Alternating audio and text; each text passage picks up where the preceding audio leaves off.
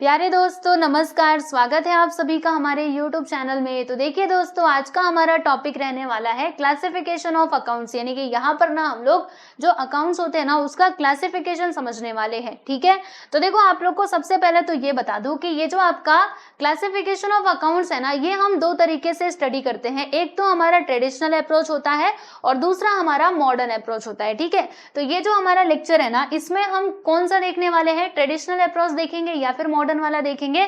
तो देखो दोस्तों, आपको बता देती हूँ, यहाँ पे हम देखने वाले हैं ट्रेडिशनल वाला। फिर आप सोचेंगे मॉडर्न वाला कहाँ पर है। अरे बच्चे चिंता क्यों करते हो, मॉडर्न वाला आपको दूसरे वीडियो में मिल जाएगा। ठीक है, दूसरा वीडियो में मॉडर्न के लिए अपलोड कर दूंगी।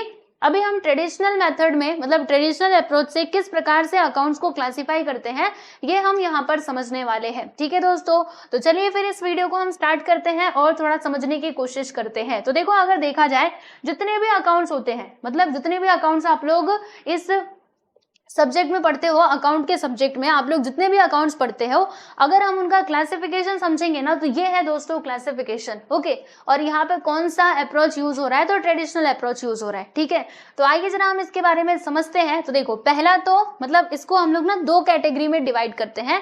एक तो हमारा हो जाता है बच्चे पर्सनल अकाउंट और दूसरा होता है इम्पर्सनल अकाउंट। ठीक है, चिंता मत करो, सारी बातें आपको बताऊंगी। देखो मैंने यहाँ पे पूरा एक्सप्लेनेशन वगैरह सब कुछ लिखा हुआ है, तो आप बिल्कुल भी टेंशन मत लेना, हर एक चीज का एक्सप्लेनेशन आप लोगों को दूंगी। ठीक है, बस अभी शांति से सुनते जाओ मेरी बातों को। तो अकाउंट्स का क्लासिफिकेशन अगर हम देखेंगे तो इसको क्लासिफाई किया गया है टू कैटेगरी में।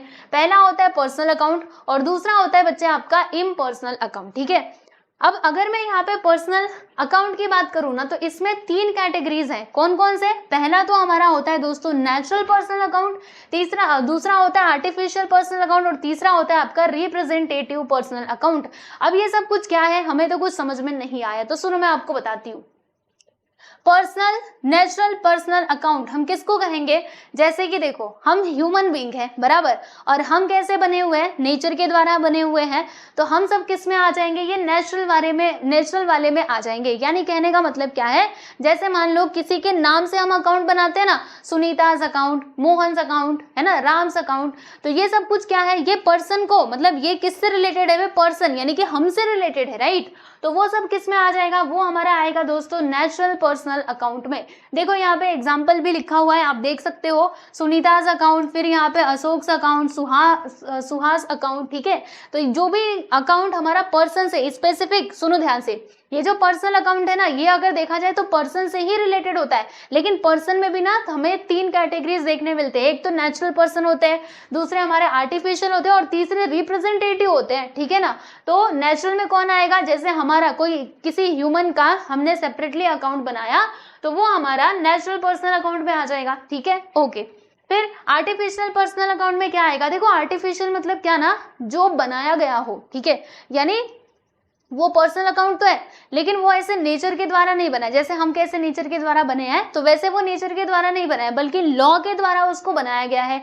जैसे आपको बताती हूँ, कोई बैंक हम देख लेते हैं। ठीक है, तो बैंक क्या है भाई, बैंक हमारा पर्सनल अकाउंट है, लेकिन कैसा पर्सनल अकाउंट है, क्या वो नेचुरल है, नेचर ने बनाया उसको, नहीं, वो तो हम इंसानों ने बनाया है और लॉ के द्वारा बनाया है। क्योंकि बैंक जो है वो कानून वगैरह से ही चलता है, वो ऐसे अपनी मन मर्जी का थोड़े ना कि जिसका भी मन किया उठा और फिर बैंक ले जा करके खोल दिया, लो भाई हम बैंक चला रहे, ऐसे नहीं होता है ना। उसका लीगल पूरा डॉक्यूमेंट वगैरह सब कुछ वेरीफाई करवाना होता है, तब जाके आप जो बैंक है वो चला सकते हैं। ठीक है, तो वो किस में आ जाएगा, बैंक हमारा किस में आएगा बच्चे, आर्टिफिशियल पर्सनल अकाउंट में आ जाएगा। ठीक है, तो एग्जांपल्स आप जरा देख लो इसके। जैसे मान लो कोई कॉर्पोरेशन है, तो देखो यहाँ पे पुणे म्युनिसिपल कॉर्पोरेशन अकाउंट, तो ये क्या है, ये हमारा आर्टिफिशियल पर्सनल अकाउंट है। फिर उसके बाद राधिका स्पोर्ट्स, अब देखो राधिका स्पोर्ट्स क्लब अकाउंट, यहाँ पे बस राधिका अकाउंट नहीं बोला, अगर बोला रहता राधिका's अकाउंट तो फिर हम उसको पर्सनल में डालते, लेकिन यहाँ पे बोला है स्पोर्ट्स क्लब, है ना, पूरा एक ग्रुप है ना, ये ग्रुप ऑफ पर्सन। ठीक है, उसको डिनोट कर रहा है। ग्रुप मतलब एक, जैसे हमने कोई ऑर्गेनाइजेशन बना दिया, कोई कॉर्पोरेशन बना दिया, बैंक बना दिया। ठीक है, ये सब कुछ इसमें आएगा। वैसे बैंक ऑफ इंडिया अकाउंट, तो ये भी क्या है दोस्तों, ये हमारा आर्टिफिशियल पर्सनल अकाउंट है। ठीक, फिर यहाँ पे हम तीसरे नंबर पे अगर बात करें तो तीसरा हमारा क्या होता है दोस्तों, रिप्रेजेंटेटिव पर्सनल अकाउंट। अब ये क्या है, देखो वो अकाउंट जो ना किसी पर्सन को मतलब क्या करेगा, डिनोट करेगा, यानी उसको रिप्रेजेंट करेगा, ठीक है। अब देखो इसमें क्या हो रहा है, इसमें ना कोई एक पर्सन को ये डिनोट नहीं करेगा बल्कि ग्रुप ऑफ पर्सन को डिनोट करेगा।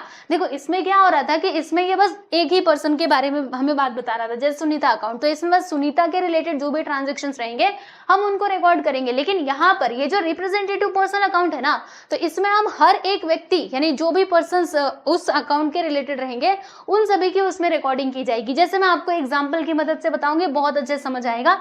जैसे यहाँ पे देखिएगा, ये देखो दूसरे नंबर पे प्रीपेड एक्सपेंसेस। तो प्रीपेड एक्सपेंसेस क्या है, जो आपने पहले से पे कर दिया हो, है ना, वो वाले एक्सपेंसेस, बराबर। तो अब देखो आपने पे किया रहेगा तो अलग अलग पर्संस को पे किया रहेगा, इनको भी, इनको भी, इनको भी, ठीक है। तो हम क्या करते हैं ना, वो तीन, जैसे मान लो आपने 5 जगह क्या किया है, पहले से ही पेमेंट करके रखा हुआ है अपने एक्सपेंसेस का, ठीक है। तो 5 लोगों को आपने पेमेंट किया रहेगा। अब सोचो ना, अगर आप 5 लोगों का ऐसे करके अकाउंट बनाओगे, है ना, तो कितना टाइम लगेगा। अभी देखो जो हमारी कंपनीज होती है, ऑर्गेनाइजेशन होते हैं, उनमें ये इतनी कम एंट्री होती, मतलब इतने कम ट्रांजेक्शन नहीं होते, काफी ज्यादा ट्रांजेक्शन होते हैं। तो आपको हर एक पर्सन के लिए अकाउंट बनाना पड़ेगा। इससे अच्छा एक काम करो, जो भी प्रीपेड एक्सपेंसेस हैं, यानी कि आपने जिसको भी पे किया है उसका एक सीधा सा अकाउंट बना दो और उसका नाम रख दो प्रीपेड एक्सपेंसेस। अब उसमें आप क्या करोगे, आपने जितना भी लोगों को पेमेंट किया रहेगा पहले से, उन सभी के नाम वहां पर उस अकाउंट में लिख दोगे। तो वो वाला जो प्रीपेड एक्सपेंसेस वाला अकाउंट है ना, वो किसको रिप्रेजेंट कर रहा है, तो वो ग्रुप ऑफ पर्सन को रिप्रेजेंट कर रहा है, ठीक है। तो इसीलिए हम उसको क्या कहेंगे दोस्तों, रिप्रेजेंटेटिव पर्सनल अकाउंट कहेंगे।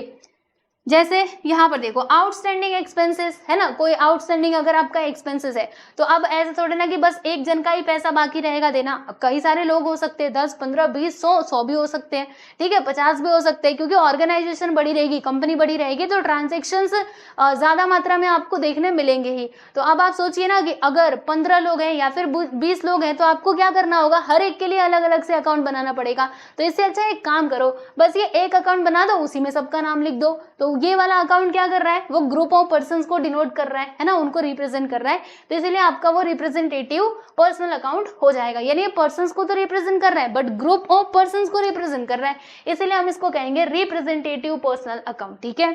तो वैसे यहाँ पे और भी एग्जांपल्स दिए गए। फिर उसके बाद यहाँ पे इम्पर्सनल अकाउंट की हम बात करेंगे। तो दोस्तों इम्पर्सनल अकाउंट में ना, इम्पर्सनल यानी क्या, जो पर्सन के रिलेटेड नहीं है, इसमें तो वो पर्सन के रिलेटेड था, हमने देखा, ठीक है। फिर इम्पर्सनल में भी 2 कैटेगरीज है, एक तो हमारा होता है दोस्तों रियल अकाउंट, दूसरा हमारा होता है भाई नॉमिनल अकाउंट, ठीक है। तो रियल अकाउंट क्या है, हमें कुछ समझ नहीं आया। देखो रियल अकाउंट जो है ना दोस्तों, ये हमारा रिलेटेड होता है असेट्स और लाइबिलिटीज के साथ, यानी असेट्स और जो आपके, एक मिनट, असेट्स और लाइबिलिटीज नहीं, जो आपके एसेट्स होते हैं ना, बस उसके साथ ही रिलेटेड होता है। जैसे आपकी कोई प्रॉपर्टी है ना, आपका मान लीजिए कैश अकाउंट वगैरह हो गया, ठीक है, या फिर बिल्डिंग अकाउंट, मशीनरी अकाउंट, ये सब किस में आएगा भाई, रियल अकाउंट। यानी जो भी हमारे असेट्स से रिलेटेड अकाउंट्स होते हैं ना, उन सबको हम ये रियल अकाउंट में डाल सकते हैं, ठीक है। अब समझिएगा, जैसे अगर मैं असेट्स की बात कर रही हूँ, तो हमारे 2 टाइप के असेट्स होते हैं, हम देखते हैं ना, मेनली 2 टाइप के असेट्स होते हैं। पहला तो हमारा टेंजिबल होता है, दूसरा इनटेंजिबल होता है। तो देखो जैसे टेंजिबल रियल अकाउंट क्या क्या हो जाएगा, मतलब क्या क्या हो जाएंगे, देखो यहाँ पर कंप्यूटर लिखा हुआ है, मैं बता देती हूँ, रुको, यहाँ पे है कंप्यूटर, ठीक है।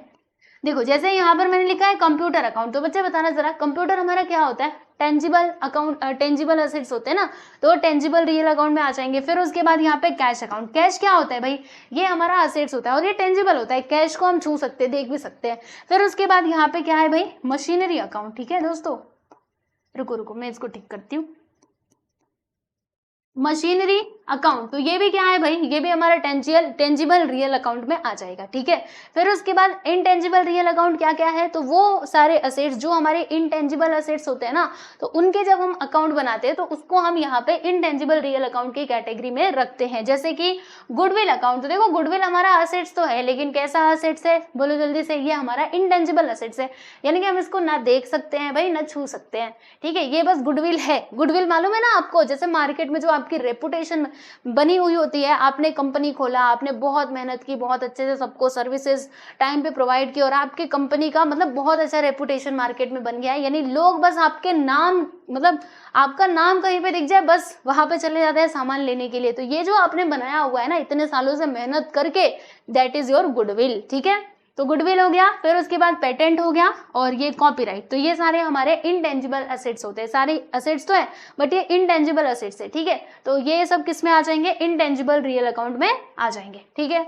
चलो भाई, अब हम यहाँ पे बात करते हैं दोस्तों नॉमिनल अकाउंट की। यस एवरीवन, तो नॉमिनल अकाउंट हमारा किससे रिलेटेड होता है, तो ये हमारा रिलेटेड होता है expenses, losses, income and gains, यानी जो हमें फायदा होता है, नुकसान होता है और या फिर हमें जो इनकम होता है दोस्तों उससे रिलेटेड होता है, ठीक है। तो देखो यहाँ पे ना एक्सपेंसेस एंड लॉसेस और इनकम एंड गेन्स बराबर, जैसे एक्सपेंसेस एंड लॉसेस से क्या क्या रिलेटेड हो सकता है बताओ जरा।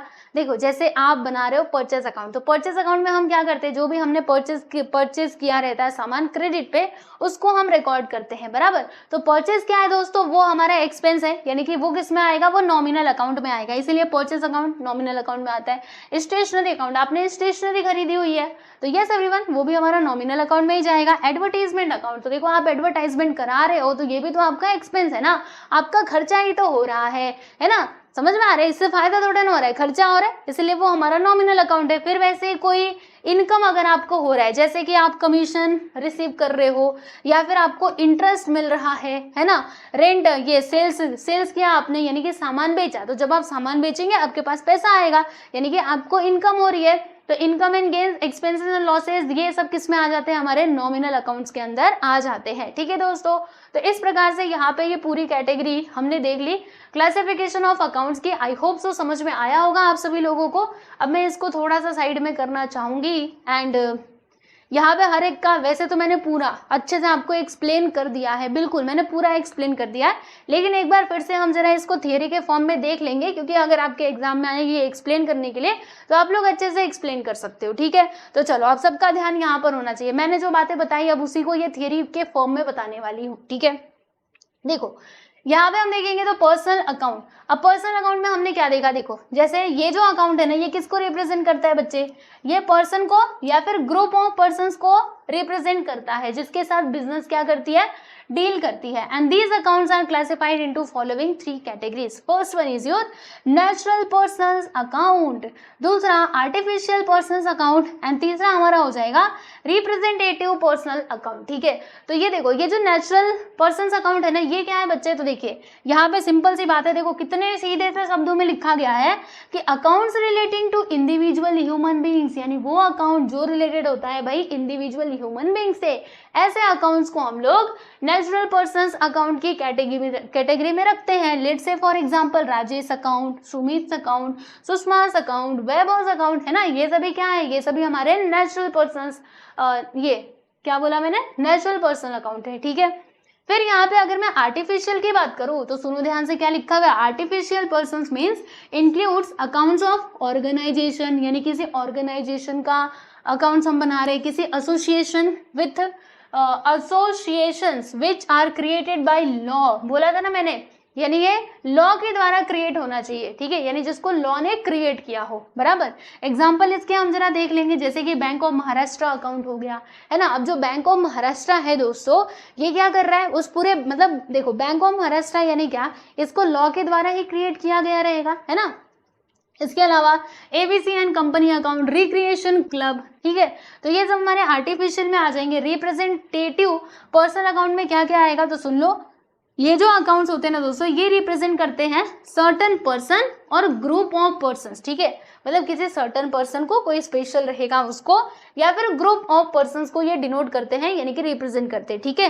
एंड जैसे कि एग्जांपल आप देख सकते हो, आउटस्टैंडिंग हो गया, है ना, या फिर प्रीपेड आइटम्स हो गया, तो ये सभी रिप्रेजेंटेटिव पर्सनल अकाउंट में आते हैं। एग्जाम्पल भी आप देख सकते हो दोस्तों, outstanding rent account, income received in advance account, prepaid wages account etcetera, ठीक है। तो ये था पर्सनल अकाउंट का क्लासिफिकेशन, आई होप सो समझ में आ गया होगा, और ये बहुत इंपॉर्टेंट है।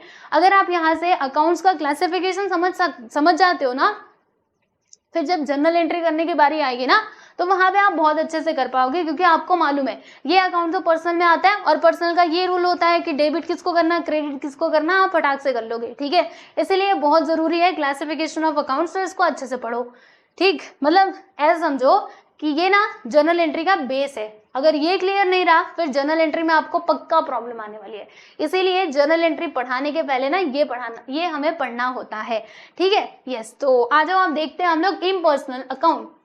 तो इम्पर्सनल अकाउंट की अगर मैं बात करूँ तो इसके दो कैटेगरीज हैं बच्चे। पहला है हमारा रियल अकाउंट, दूसरा है दोस्तों नॉमिनल अकाउंट। तो रियल अकाउंट किसके रिलेटेड होता है, तो देखो यहाँ पे लिखा हुआ है कि this account represent assets and properties, यानी ये किसको रिप्रेजेंट करता है, एसेट्स एंड प्रॉपर्टीज को रिप्रेजेंट करता है।